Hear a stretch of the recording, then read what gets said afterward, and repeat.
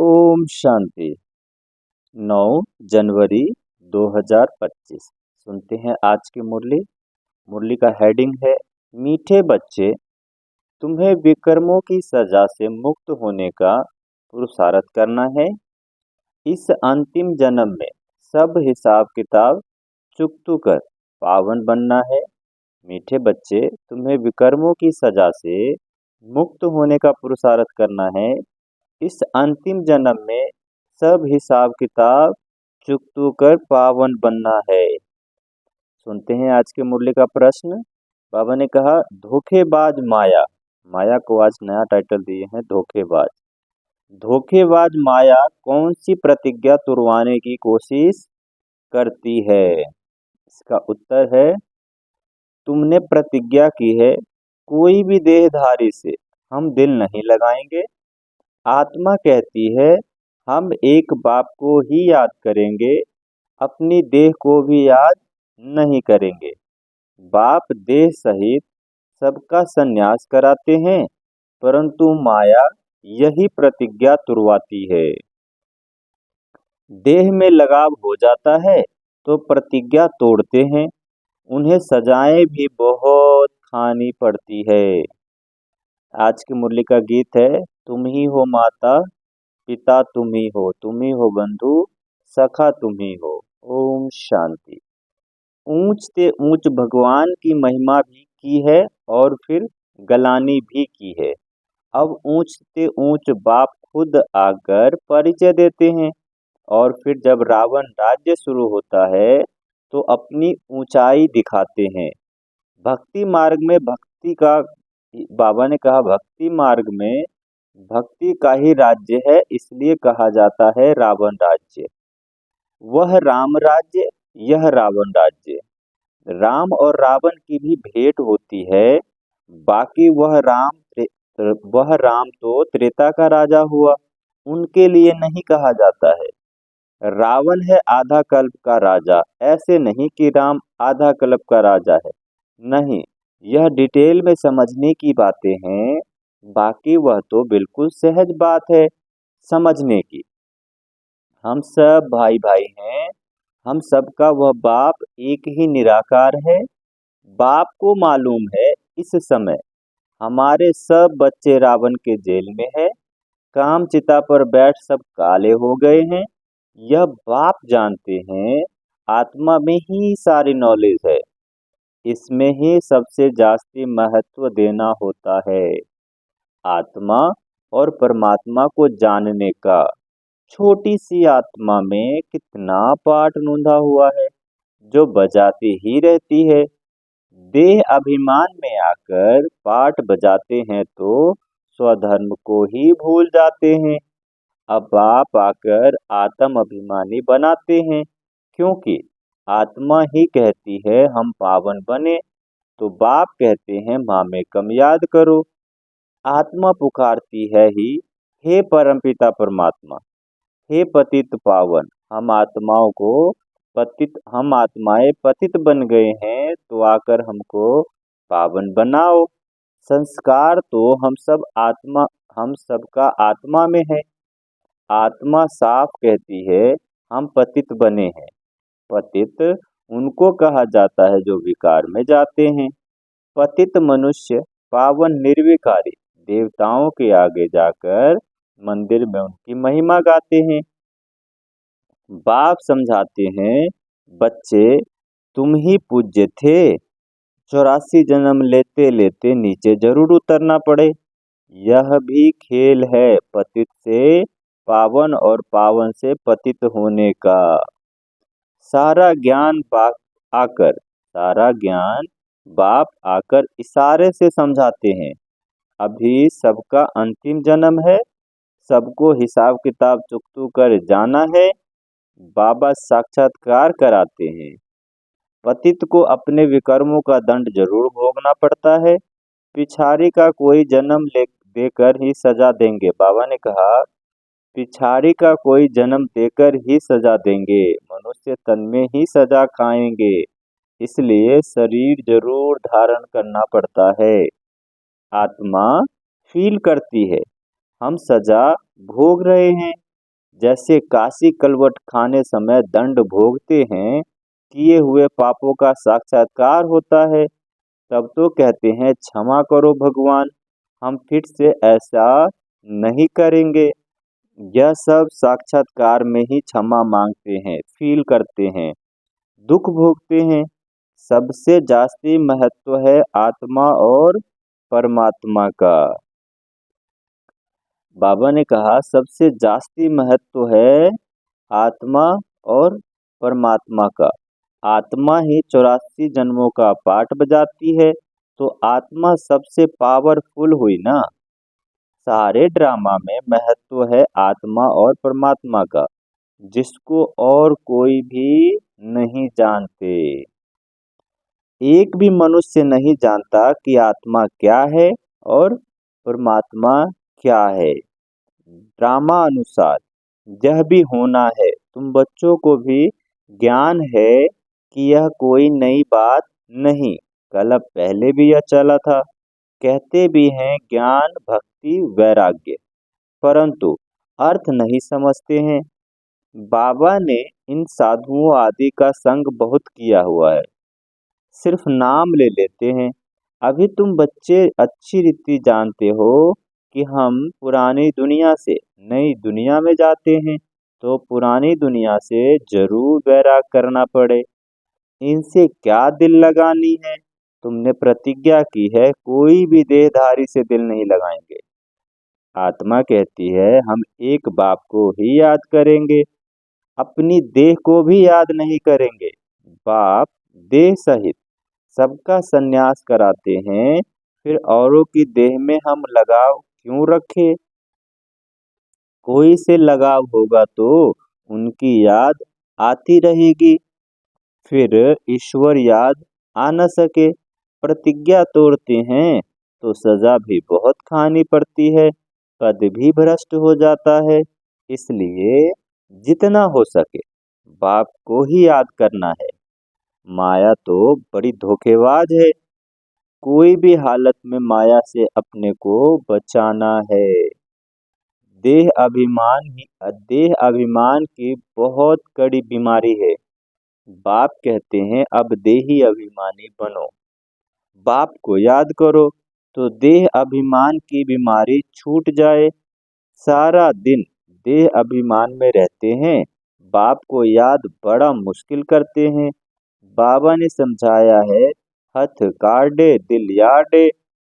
जिस जैसे आशिक मासुक धंधा आदि करते भी अपने मासुक को ही याद करते रहते हैं। अब तुम आत्माओं को परमात्मा से ही प्रीत रखनी है, तो उनको ही याद करना चाहिए ना। तुम्हारी एम ऑब्जेक्ट ही है कि हमको देवी देवता बनना है, उसके लिए पुरुषार्थ करना है। माया धोखा देगी तो जरूर, अपने को उनसे छुड़ाना है, नहीं तो फंस मरेंगे, फिर गलानी भी होगी, नुकसान भी बहुत होगा। तुम बच्चे जानते हो, क्या जानते हो। बाबा ने कहा कि सिर्फ तुम बच्चे ही जानते हो कि हम आत्मा बिंदी है। हमारा बाप भी बीज रूप नॉलेजफुल है, ये हम बच्चों के अलावा कोई नहीं जानते। यह बड़ी वंडर बात है। आत्मा क्या है, उसमें कैसे अविनाशी पाठ भरा हुआ है, इन गुह्य बातों को अच्छी रीति बच्चे को भी पूरी तरह नहीं समझते हैं। अपने को यथार्थ रीति आत्मा समझे और बाप को बिंदी मिसल समझ याद करे, वह ज्ञान का सागर है, बीज रूप है। ऐसा समझ बड़ा मुश्किल ही याद करते हैं, मोटे ख्यालात से नहीं, इसमें महीन बुद्धि से काम लेना होता है। हम आत्मा है, हमारा बाप आया हुआ है।